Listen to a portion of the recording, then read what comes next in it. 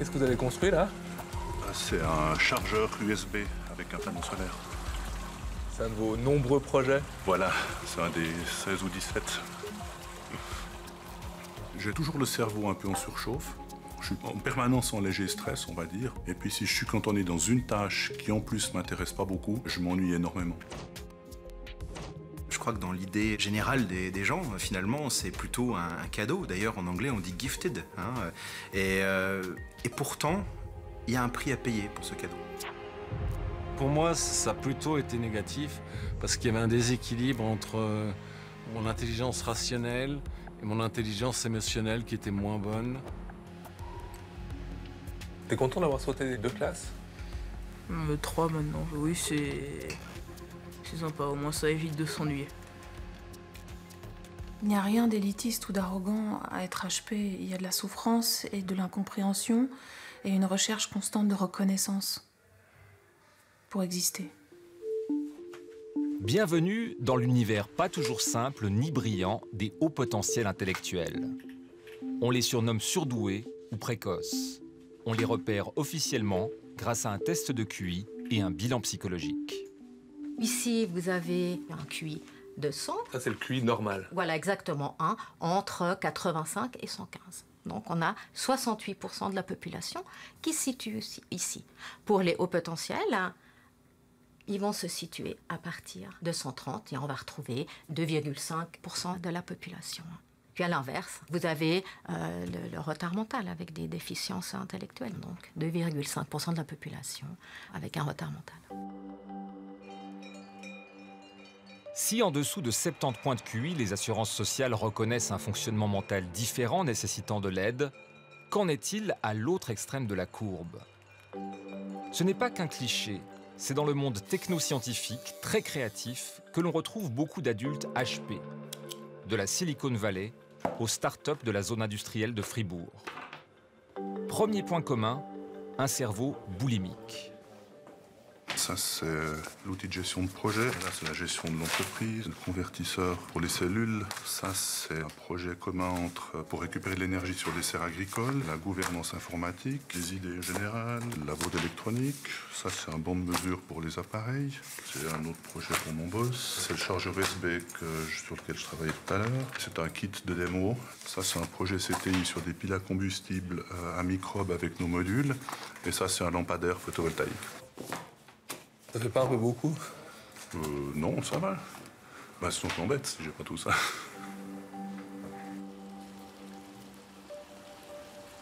Et quand cet ingénieur rentre chez lui, ça continue.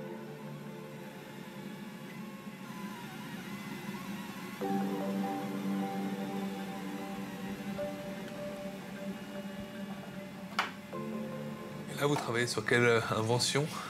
C'est un système pour protéger les maisons contre les inondations quand il y a des conduites qui cassent. Ça détecte les variations de débit bizarres et puis ça ferme un robinet. Donc un projet de plus encore? Oui. Celui-là, c'est privé. Et vous dormez quand? La nuit. Il fait pas encore nuit.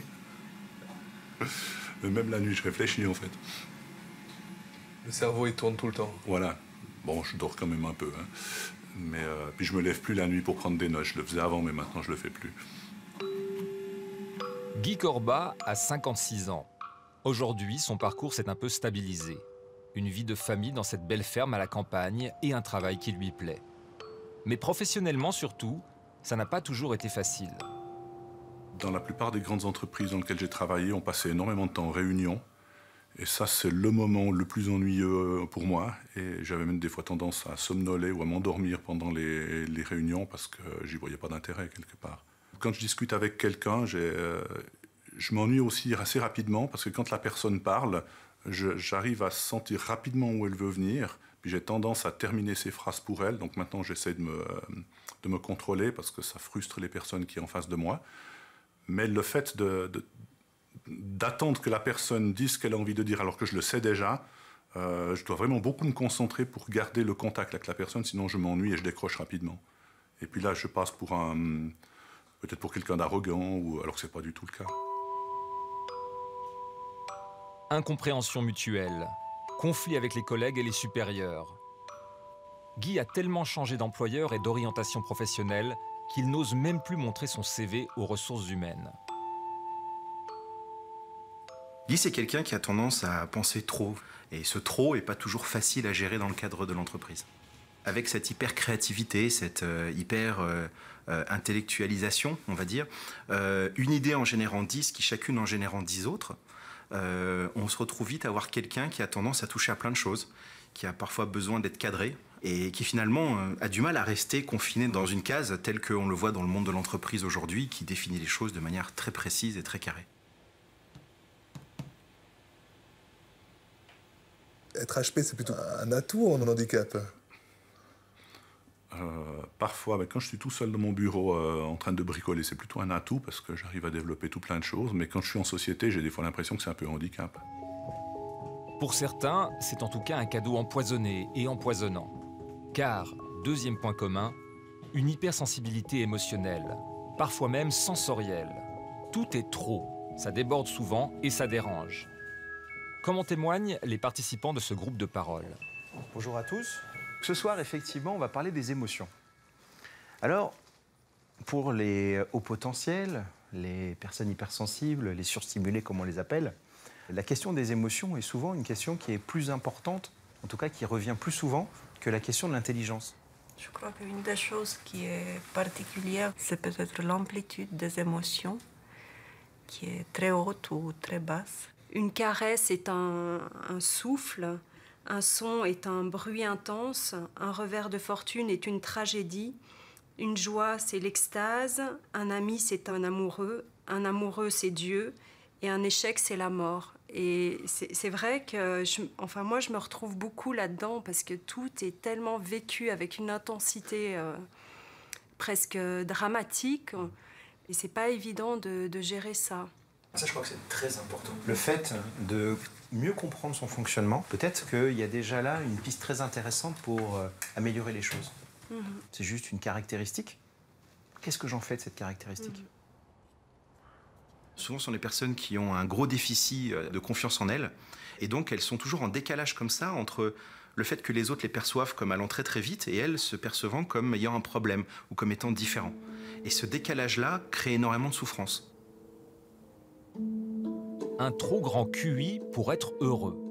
Un paradoxe et une souffrance taboue qui explique ici l'anonymat.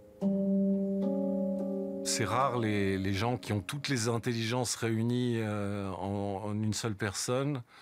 Et j'étais comme beaucoup de HP. J'avais certaines intelligences, mais d'autres pas. Et c'est ce déséquilibre qui a fait que j'ai eu des problèmes dans la vie. Je suis tombé d'un coup. J'étais pas en haut, mais j'étais bien. Et je suis descendu tout en bas. Dans les années 70, Charles est un brillant étudiant en physique théorique, professeur de ski, comprenant 8 langues. Un QI plus élevé que 99% des étudiants de l'EPFL. Mais sa gestion des émotions va durement le sanctionner.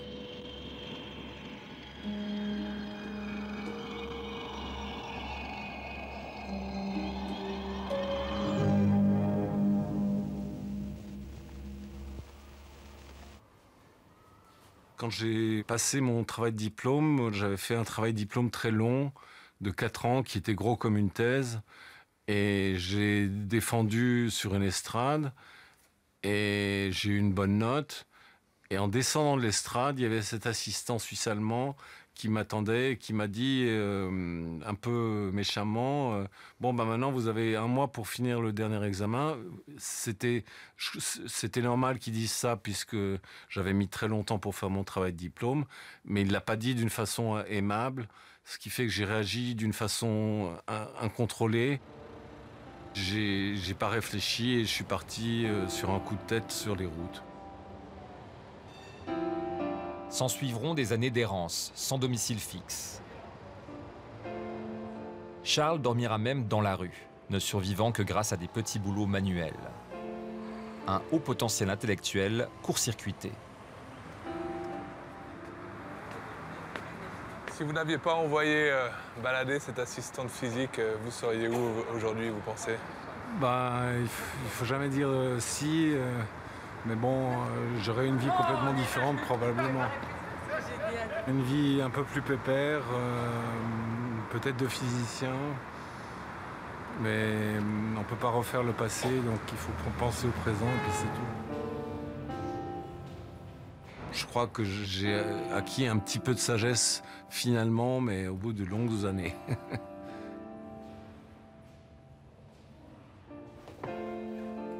Il lui faudra effectivement de longues années pour se reconstruire et retourner à l'université.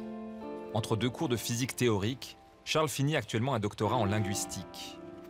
Exemple extrême d'un QI géant au pied d'argile, très sensible à toute forme d'exclusion. Depuis que je suis de nouveau un peu plus stable, j'essaye d'aider les peuples autochtones parce qu'il y a 6000 peuples, il y a 6000 langues, ils représentent 350 millions d'habitants. Et si on ne fait rien, d'ici 200-300 ans, il n'y aura plus qu'une seule façon de penser sur la Terre. Et ça me désole. Et cette passion pour les peuples autochtones, aujourd'hui, vous pensez qu'elle est aussi liée au fait que vous êtes peut-être les HP, un peuple autochtone? Je pense que moi-même, je suis un peuple autochtone. Les HP, je ne sais pas. Mais depuis que je suis tout petit, je suis sensible aux injustices. Intensité, hypersensibilité, urgence à agir. 3 caractéristiques étonnamment extrêmes chez ces surdoués. Guy, par chance, a trouvé depuis quelques mois un chef qui sait gérer ce fonctionnement hors norme. Je pensais mettre en place un outil de gestion de projet, vu la quantité de projets qu'on a, pour qu'on puisse bien planifier tout ça. Donc, mardi, donc le 14, oui, c'est lundi prochain, il y a quelqu'un qui vient présenter une solution de gestion de projet. Toi, tu es d'accord sur le principe? Absolument. Il est bien organisé à la fois dans sa tête et dans sa façon de fonctionnement. Et je crois qu'à nous, ça nous apporte un plus. C'est quelqu'un de formidable. Très multitâche, efficace. Mais ces gens-là, ils ont besoin aussi d'un petit espace pour eux-mêmes pour mieux s'organiser. Donc, c'est pour ça qu'ils travaillent chez nous à 80%, pour garder le 20% pour la créativité pour lui-même. La famille, ça vous aide aussi, ça vous sauve? Alors, tout à fait, mais j'ai 2 enfants HP, donc on a des discussions assez intéressantes parfois, assez déjantées aussi. Et ça fait partie des moments de détente, en fait. Les repas, quand on est en pleine discussion et qu'on part dans des délires intellectuels, des fois, c'est assez drôle. Et les invités, t'en penses quoi? Alors, on fait pas trop ça quand il y a les invités, en fait.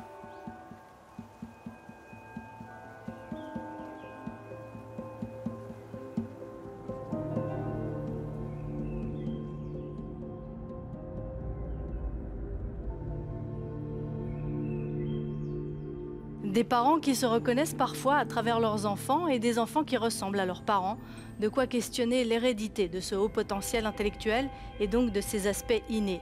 Si les recherches sur les déterminants génétiques de l'intelligence sont encore rares, il existe aujourd'hui une hypothèse qui se précise dans la communauté scientifique. L'hyperefficacité cérébrale et l'hypersensibilité seraient proportionnelles au QI. Conséquence, un décalage familial, scolaire et intime qui peut très tôt déstabiliser les enfants HPI s'ils ne sont pas compris.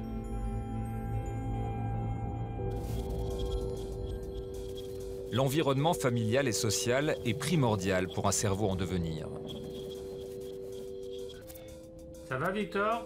Ces neuroscientifiques français ont toutefois fait des découvertes étonnantes lorsqu'ils ont plongé au cœur du cerveau d'enfants HP. Sur cette image, qui est une image qu'on a obtenue par IRM de diffusion, on arrive à mesurer la connectivité des faisceaux de substances blanches et on voit sur cette image, en bleu, toutes les régions qui sont mieux connectées chez les enfants HP quand on les compare à des enfants avec un QI standard. Donc on voit que toutes les régions centrales, ici, du corps calleux, ce qu'on appelle ici le genou du corps calleux, et là on voit les grands faisceaux longitudinaux qui sont mieux connectés, qui ont une meilleure connectivité, c'est-à-dire où la transmission de l'information se fait de manière plus efficace. En clair, le cerveau serait câblé différemment. Davantage de connexions entre les neurones, Des influx nerveux plus efficaces que la norme. Un héritage en or, en partie génétique. La part innée de l'intelligence et du QI, elle est indiscutable. On la voit dès la naissance, quand on est NAIT avec ce potentiel-là, on va le garder, on va l'utiliser, on va le valoriser si on a été reconnu à temps, ou parfois, eh bien, malheureusement, et c'est ce qu'on essaye d'éviter, on peut avoir envie de l'oublier, de le laisser de côté. On ne va pas le perdre, mais on ne va pas le montrer si ça nous met trop en difficulté dans les relations sociales ou à l'école. Et comme dans le monde professionnel, vous allez voir qu'à l'école, un très haut QI peut être un cadeau empoisonné. Cette psychologue genevoise a fait des enfants HP son sujet de thèse. C'est vrai que la première fois qu'on les côtoie, ça surprend. Ça surprend parce que j'ai l'impression parfois que c'est des petits adultes. J'ai rencontré un garçon qui était un passionné de mythologie. J'ai rencontré un autre qui connaissait le nom des vélos du monde entier. J'ai rencontré un passionné de Deuxième Guerre mondiale. Elle parcourt la Suisse depuis 2 ans à leur rencontre. Elle en a déjà vu une centaine. Bonjour. Bonjour. Entrez. Merci. Une image manque. Quelle image? Des enfants curieux, très à l'aise avec ces activités de logique, de mémoire et de raisonnement. Au début, c'est vachement simple, mais après, par exemple là, ça devient des choses bien plus dures. Mais t'aimes ça? Ouais, c'est cool. Il prend les pièces, les formes, il les met tout de suite au bon endroit. Il est rapide, hein. Il n'y a aucune hésitation. Hein. Alors, je vais regarder combien de temps cela nous prend. Ne va pas trop vite, le plus important. Mais lorsqu'en parallèle, un questionnaire de personnalité est remis aux parents, on remarque déjà que tout n'est pas si simple. Qu'est-ce qu'il a de spécial, Esteban? Il est très sensible. Ça ressort, je trouve, là, je vois les flèches, c'est soit tout à fait, soit pas du tout. Il est pas trop au milieu. Par exemple, prend la vie du bon côté, prend la défense des faibles, mais d'un autre côté, ils se sont vite incompris, il y a beaucoup d'injustice, ça le révolte, et du coup, ça déborde. Il est très vite envahi par ses émotions. Mais c'est un enfant plein de vie. Plein de vie, mais pas facile à éduquer. Le souci avec lui, c'était qu'il était perturbateur dans sa classe, et puis qu'on n'arrivait pas à le situer et le rendre heureux dans sa scolarité. Donc pour finir, on lui a fait sauter une classe, et ça s'est passé bien mieux. C'est fréquent. À l'école, les enfants HP comprennent vite, dérangent ou s'ennuient profondément. Comme Elijah. Lui est entré au lycée français avec 3 ans d'avance. Et au lieu d'avoir congé le mercredi, il suit, à 12 ans déjà, des cours d'aviation. Comment il s'est passé ce premier cours de pilotage? Bien, c'est sur la météo. Ça te plaît? Météo moyen. T'as envie de voler, toi? Ce passionné d'avion de chasse a plus de 145 de QI. Un moteur turbo, même si, à nouveau, à première vue, rien ne le distingue des autres enfants. C'est facile à jouer à ça? Moyen. Parce que pour certains avions, le manuel c'est 600 pages. Ah ouais, 600 pages. Et toi, t'as tout lu? 300. J'ai pas eu le courage de finir.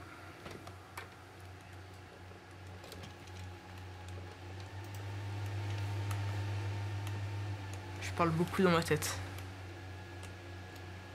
C'est-à-dire que je pense plus que je ne dis.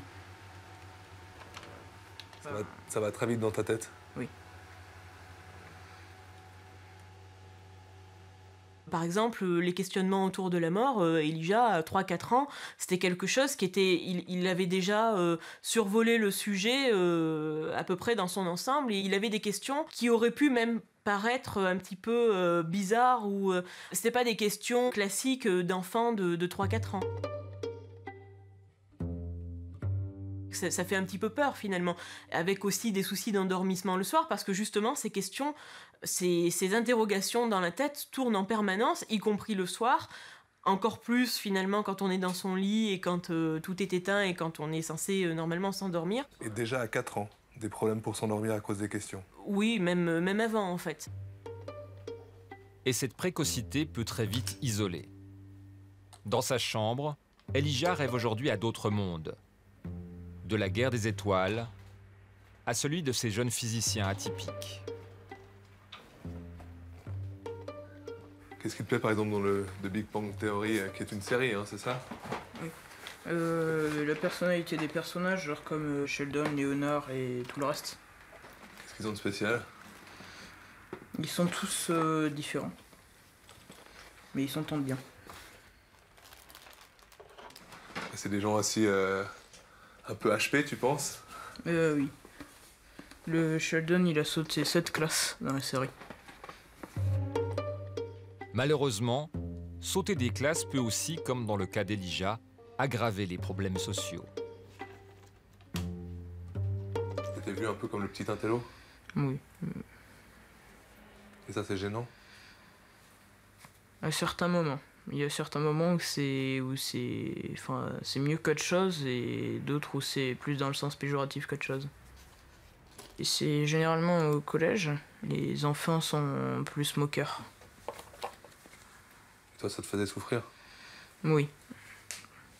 Parce que ce qu'eux comprenaient comme étant de simples blagues, moi je le voyais pas de cet angle. Il a été harcelé, il a été frappé physiquement, malmené physiquement. Il était très isolé. Et quand on est seul au collège, apparemment, c'est pas une force. Oh, je t'ai retrouvé, mon petit neutrino. Tu as cru pouvoir te cacher sous la forme d'une charge déséquilibrée, petit filou, si matin. Retour à l'hôpital universitaire de Lyon. Deuxième grande découverte ici. Le cerveau des hauts potentiels serait plus connecté et plus efficace, mais pas forcément dans son ensemble. Une découverte qui doit encore être confirmée, mais qui pourrait expliquer pourquoi certains hyperconnectés s'en sortent mieux que d'autres. Ce qui est particulier à notre étude, c'est qu'on a étudié les différences entre deux groupes d'enfants au potentiel. Les enfants laminaires, qui ont peu de difficultés ou pas de difficultés, et puis les enfants complexes qui ont plus de difficultés sociales ou émotionnelles.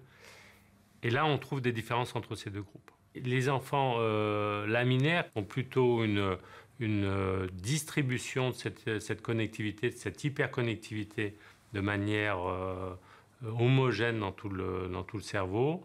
Eh bien, cette distribution est différente chez les enfants complexes. Un cerveau en or, mais parfois plus puissant d'un côté que de l'autre. Conséquence, des déséquilibres entre raison et émotion, par exemple. Et un moteur qui s'emballe facilement. Le profil complexe, qui est quand même le plus courant, celui qui présente une dysynchronie cognitive, bien celui-là, on va avoir plus d'inadaptation sociale, donc une grande intelligence qui va faire qu'à certains moments, ils vont être brillants et ils vont avoir des fulgurances, une pensée vraiment extraordinaire. Et puis à d'autres moments, on va avoir quelqu'un qui va être complètement inadapté socialement, qui va même présenter une certaine immaturité et qui va être en décalage par rapport à la société à laquelle il appartient. Ce décalage s'explique parfaitement par ce fonctionnement neurobiologique dont on vient de parler et qui va entraîner, avec un effet qu'on appelle l'effet domino, incompréhension de l'entourage, difficultés scolaires, baisse de l'estime de soi. Et si on avait évité que le premier domino fasse tomber les suivants, eh bien, on était gagnant.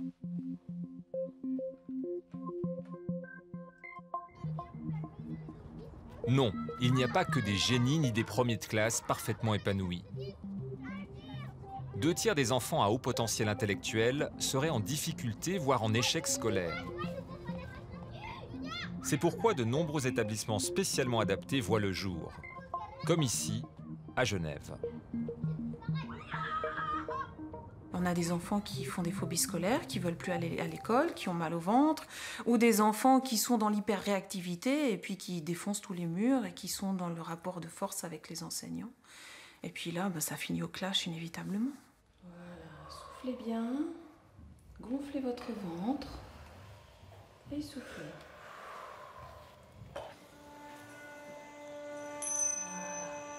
Vous écoutez simplement la musique et vous faites quelques grandes respirations. Fermez les yeux, Aurore. Allez, ferme tes yeux.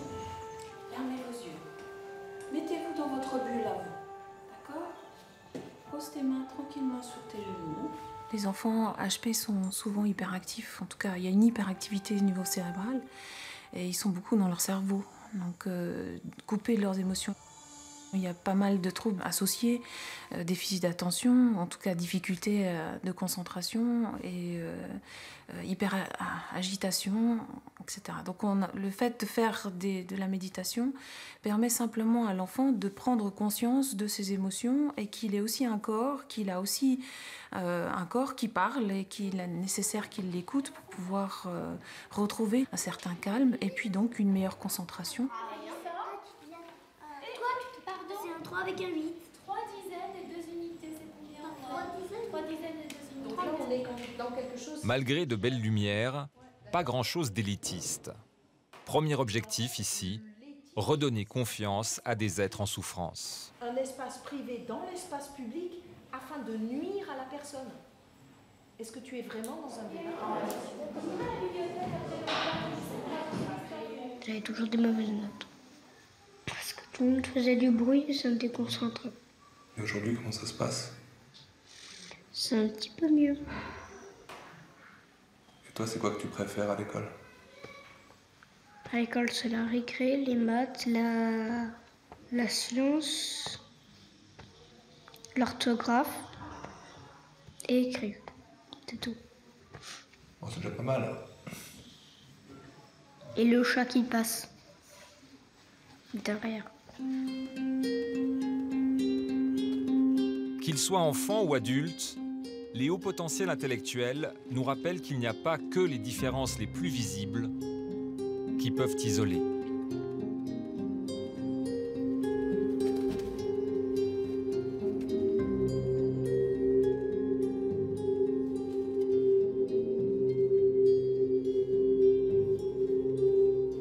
De l'aveu même de sa directrice, une telle école privée spécialisée ne devrait pas exister.